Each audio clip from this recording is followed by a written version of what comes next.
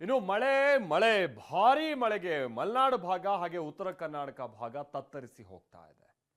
ನಾಳೆ ಸಿಎಂ ಸಿದ್ದರಾಮಯ್ಯ ವೈಮಾನಿಕ ಸಮೀಕ್ಷೆಯನ್ನ ನಡೆಸಲಿದ್ದಾರೆ. ಕೈ ಬೀಸ್ಕೊಂಡು ಹೋಗ್ತಿರಲ್ಲ, ಅದಕ್ಕಿಂತ ಮುನ್ನ ಪರಿಹಾರ ಘೋಷಿಸಿ ಅಂತೇಳಿ ಬಿಜೆಪಿ ಒತ್ತಾಯಿಸ್ತಾ ಇದೆ. ಪರಿಹಾರದ ವಿಚಾರವಾಗಿ ರಾಜಕೀಯ ಫೈಟ್ ಜೋರಾಗ್ತಾ ಇದೆ.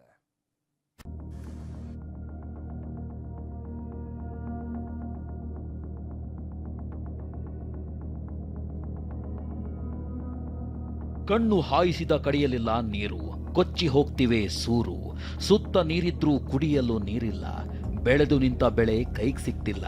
ಮಳೆಯಾರ್ಭಟ, ಭೀಮಾ ನದಿಯ ಹೊಡೆತಕ್ಕೆ ವಿಜಯಪುರ, ಕಲಬುರಗಿ, ಯಾದಗಿರಿ, ಬೀದರ್ ತತ್ತರಿಸಿ ಹೋಗಿದೆ.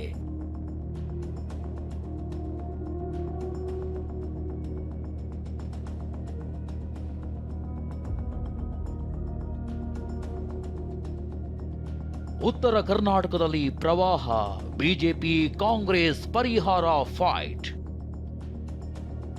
ನಾಳೆ ಸಿಎಂ ವೈಮಾನಿಕ ಸಮೀಕ್ಷೆ, ಮೊದಲು ಪರಿಹಾರ ಘೋಷಿಸಿ ಎಂದ ಬಿಜೆಪಿ. ಮಳೆಯ ಹೊಡೆತಕ್ಕೆ ಉತ್ತರ ಕರ್ನಾಟಕ ಜನ ಒದ್ದಾಡ್ತಿದ್ದಾರೆ. ಮಳೆ ಹಾನಿ ಪ್ರದೇಶಕ್ಕೆ ಸಿಎಂ ಬರ್ತಿಲ್ಲ, ಪರಿಹಾರ ನೀಡ್ತಿಲ್ಲ ಅಂತ ಬಿಜೆಪಿ ವಾಗ್ದಾಳಿ ನಡೆಸಿದೆ.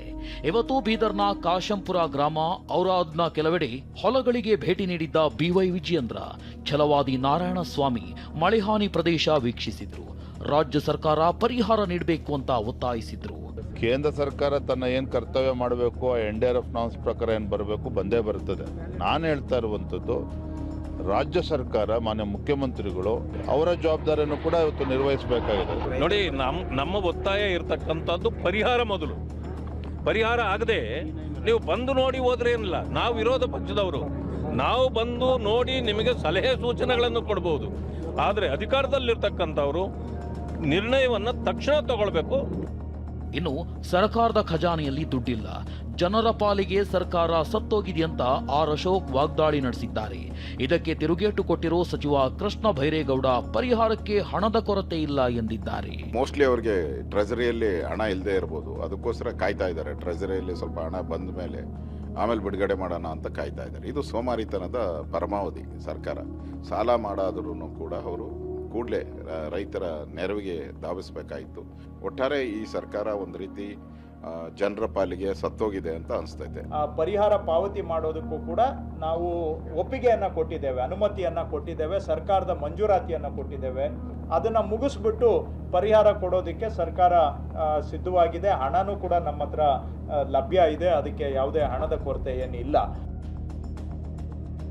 ನಾಳೆ ಸಿಎಂ ವೈಮಾನಿಕ ಸಮೀಕ್ಷೆ, ನಾಳೆಯೇ ಪರಿಹಾರ ಘೋಷಣೆ ಸಾಧ್ಯತೆ.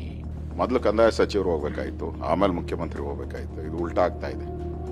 ಇಲ್ಲಿ ನನ್ಗನ್ಸ್ತತೆ, ಮುಖ್ಯಮಂತ್ರಿಗೆ ಹೋಗಕ್ಕೆ ಮುಂಚೆ ಏನು ಪರಿಹಾರ ಕೊಡ್ತೀರಾ ಅಂತ ಅನೌನ್ಸ್ ಮಾಡಬೇಕಲ್ಲ. ಮನೆ ಬಿದ್ದರೆ ಏನು, ಈ ಥರದ್ದು ಏನು ಬೆಳೆ ಹಾನಿಗೆ ಏನು ಕೊಡ್ತೀರಾ ಅಂತ ಅನೌನ್ಸ್ ಮಾಡಬೇಕು. ಅದು ಮಾಡದಿರನೇ ಸುಮ್ಮನೆ ಕೈ ಬೀಸ್ಕೊಂಡು ಹೋಗಿ ಅಲ್ಲಿ ನೋಡ್ಕೊಂಡು ಕಾಟಾಚಾರಕ್ಕೆ ಬಂದಿದ್ದೀನಿ ಅಂತ ಹೇಳಿ ಬಂದರೆ ಏನು ಉಪಯೋಗ ಆಗ್ತೈತೆ? ನಾವು ಹಣವನ್ನು ಕೂಡ ಒದಗಿಸ್ಕೊಟ್ಟಿದ್ದೇವೆ. ಜಿಲ್ಲಾಧಿಕಾರಿಗಳ ಹತ್ರನೇ 1385 ಕೋಟಿ ಹಣನೂ ಕೂಡ ಲಭ್ಯ ಇದೆ. ಸೊ ಈಗಾಗಲೇ ಮಾನ್ಯ ಮುಖ್ಯಮಂತ್ರಿಗಳು, ನಾವು ಎಲ್ಲ ಸೇರಿ ಎಲ್ಲ ಜಿಲ್ಲಾಧಿಕಾರಿಗಳ ಜೊತೆ VC ಅನ್ನು ಕೂಡ ಮಾಡಿ ಪರಿಹಾರ ಪಾವತಿ ಮಾಡೋದಕ್ಕೂ ಕೂಡ ನಾವು ಒಪ್ಪಿಗೆಯನ್ನ ಕೊಟ್ಟಿದ್ದೇವೆ. ನಡುಗಡ್ಡೆಯಂತಾಗಿರೋ ಕಡಬೂರು ಗ್ರಾಮಕ್ಕೆ ಪ್ರಿಯಾಂಕ್ ಭೇಟಿ. ಕಲಬುರಗಿ ಜಿಲ್ಲೆಯ ಚಿತ್ತಾಪುರ ತಾಲೂಕಿನ ಕಡಬೂರು ಗ್ರಾಮ ನಡುಗಡ್ಡೆಯಂತಾಗಿದೆ. ಇವತ್ತು ಗ್ರಾಮದ ಪರಿಶೀಲನೆ ನಡೆಸಿದ ಪ್ರಿಯಾಂಕ್ ಖರ್ಗೆ ಪರಿಸ್ಥಿತಿ ಅವಲೋಕಿಸಿದ್ದಾರೆ. SDRF ಸಿಬ್ಬಂದಿ ಜೊತೆ ಬೋಟ್ನಲ್ಲಿ ತೆರಳಿ ಮಳೆ ಹಾನಿ ವೀಕ್ಷಣೆ ಮಾಡಿದ್ದಾರೆ. ACC ಅಧ್ಯಕ್ಷ ಮಲ್ಲಿಕಾರ್ಜುನ ಖರ್ಗೆ ಕೂಡ ಮೋದಿಗೆ ಪತ್ರ ಬರೆಯುವುದಾಗಿ ಹೇಳಿದ್ದಾರೆ. ನಾನು ಪ್ರಧಾನ ಮಂತ್ರಿ ಕೂಡ ಇದರ ಬಗ್ಗೆ ಸ್ವಲ್ಪ ರಿಪೋರ್ಟ್ ಬಂದ ಮೇಲೆ ಸವಿಸ್ತರವಾಗಿ ಪತ್ರ ಬರೀತೇನೆ. ನಾಳೆ ಸಿಎಂ ಉತ್ತರ ಕರ್ನಾಟಕಕ್ಕೆ ತೆರಳಿ ವೈಮಾನಿಕ ಸಮೀಕ್ಷೆ ನಡೆಸಲಿದ್ದಾರೆ. ನಾಳೆಯೇ ಪರಿಹಾರ ಸಿಗುತ್ತೆ ಅಂತ ನೊಂದ ಜೀವಗಳು ಎದುರು ನೋಡ್ತಿವೆ. Bureau report, TV9.